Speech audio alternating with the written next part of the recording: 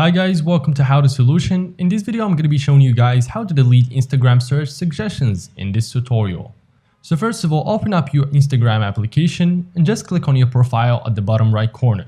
So after that, click on these three lines at the top right corner, then tap on settings from over here. And all you guys need to do is just click on the search bar and search for recent searches.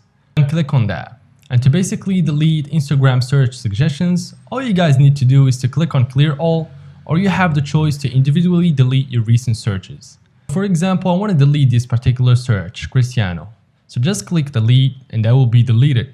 And if you have a lot of searches in your Instagram account, you click on clear all, that will basically clear everything at once. So yeah guys, that is basically how to delete Instagram search suggestions when typing. If you guys found this tutorial helpful, please make sure to like the video and subscribe to our channel. That would be much appreciated. Thank you for watching and I'll see you in the next video.